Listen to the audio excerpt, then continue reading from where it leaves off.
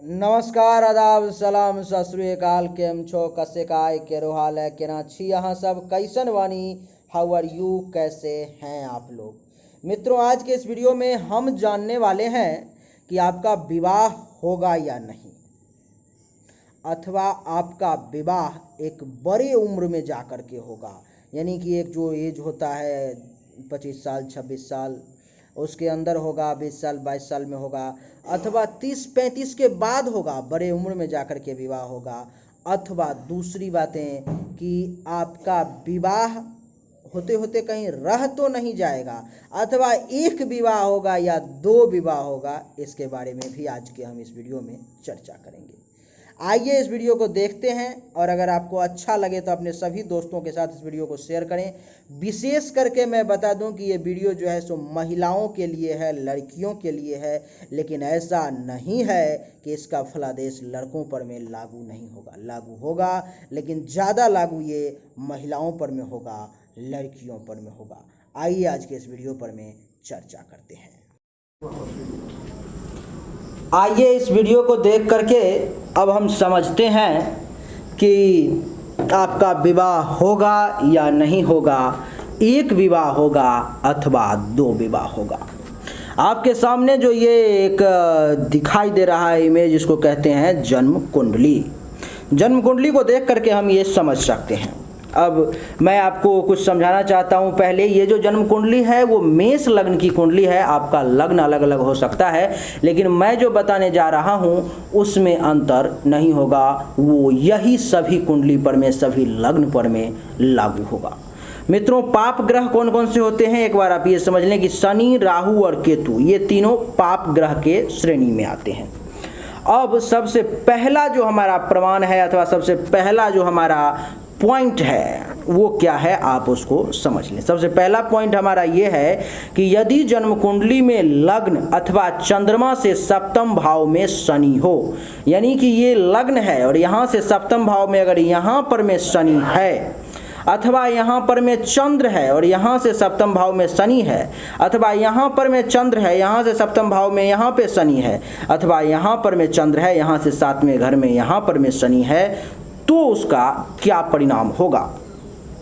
इतना ही नहीं, अगर उस पर में पाप ग्रहों की शनि, राहु अथवा केतु की दृष्टि भी हो, तो ऐसे ग्रह योग वाले लोग, अथवा दूसरे शब्दों में कहूँ तो कन्या आजीवन अविवाहित रह जाती है। यानी कि यहाँ पर में चंद्र है और यहाँ से सप्तम भाव में अगर शनि आ गया तो उस कन्या का विवाह नहीं हो पाता है। अथवा यहाँ पर में चंद्र है, चंद्र कुंडली में कहीं पर में भी है और वहाँ से अगर सातवें घर में अगर शनि है तो उस कन्या का विवाह आजीवन नहीं हो पाता है।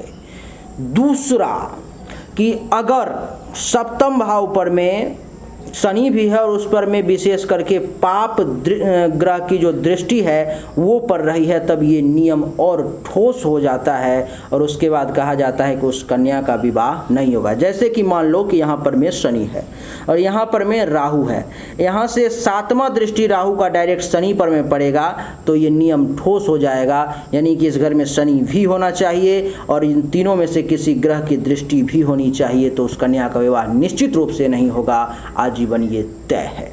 दूसरा, यदि सप्तम भाव पर किसी शुभ ग्रह की दृष्टि हो, तो जैसे कि ये शनि है और यहाँ पर में चंद्र की दृष्टि है, सूर्य की दृष्टि है, गुरु की दृष्टि है, शुक्र की दृष्टि है, तो क्या होगा कि शनि के रहने के बावजूद भी उस कन्या का विवाह होगा, क्योंकि उस घर पर में, उस ग्रह पर में शुभ ग्रहों की दृष्टि है, जिसके कारण से विवाह होगा। लेकिन कठिनाइयों का तो सामना करना पड़ेगा। यानी कि विवाह तो होगा लेकिन बड़ी उम्र में होगा, 27, 28, 29 के बाद होगा, 30 साल के बाद होगा। बड़ी उम्र में कहा गया है, उम्र का कोई लिमिट नहीं बताया गया है, लेकिन ये समय काल और परिस्थिति को देखते हुए अभी जैसे कि 23, 24 साल, 25 साल तक विवाह किया जाता है, तो 25 के बाद वालों का 27, 28, 29, 30, 32, 35, इसको हम बड़ी उम्र में लेंगे।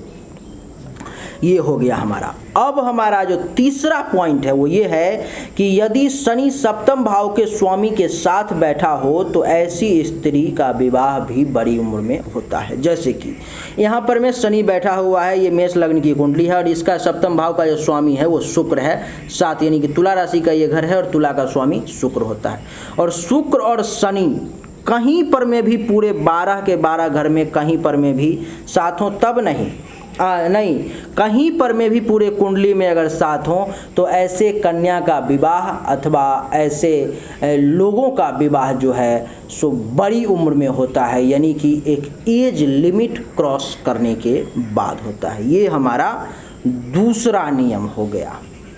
तीसरा है कि यदि सप्तम भाव का स्वामी ग्रह किसी पाप ग्रह से दृष्ट हो अथवा युक्त हो तथा सप्तम भाव में पाप ग्रह की स्थिति भी हो तो ऐसी कन्या, ऐसी स्त्री बिना विवाह के ही रह जाती है। यानी कि समझने वाली बात है कि जैसे कि ये सप्तम भाव का कह रहा है कि अगर सप्तम भाव का स्वामी ग्रह किसी पाप ग्रह से दृष्ट हो, सप्तम भाव का स्वामी ग्रह कौन सा है?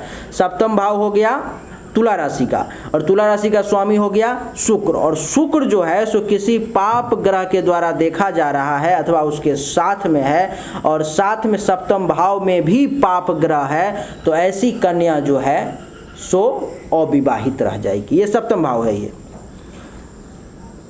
इसके बाद हमारा जो चौथा पॉइंट है वो भी बड़ा गौर से समझने वाली बात है, क्योंकि जिसके पास भी थोड़ा भी कुंडली का नॉलेज होगा वो तुरंत इन चीज़ों को समझ जाएगा। चौथा जो पॉइंट है हमारा वो ये है कि यदि सप्तम भाव में शनि तथा लग्न अथवा चतुर्थ भाव में 8 अंश तक मंगल हो, यानी कि इस सप्तम भाव में शनि बैठा हुआ है और लग्न में अथवा इस चौथे भाव में मंगल है जो कि 8 डिग्री के अंदर है, तो आपको बता दूं कि उस कन्या का विवाह जो है, उस स्त्री का विवाह जो है तो नहीं होगा, वो अविवाहित ही रह जाएगी।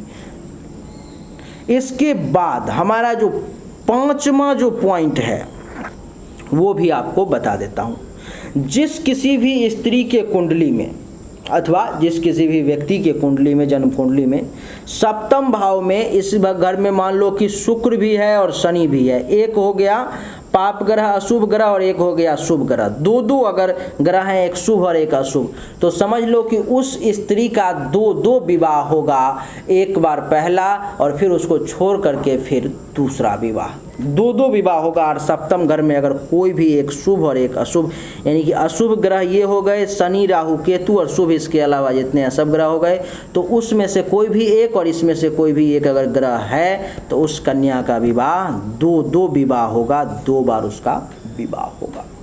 तो ये लगभग आपके विवाह के बारे में जितनी भी बातें थी वो हमने आपको बता दी। उम्मीद करता हूं कि बहुत सारे लोग इसको समझ गए होंगे, लेकिन कुछ लोग ऐसे भी होंगे जो नहीं समझ चुके होंगे। तो अगर आप पर्सनली मुझसे जन्म कुंडली दिखवाना चाहते हो तो आप मेरे व्हाट्सएप नंबर 7062757996 पर संपर्क कर सकते हो।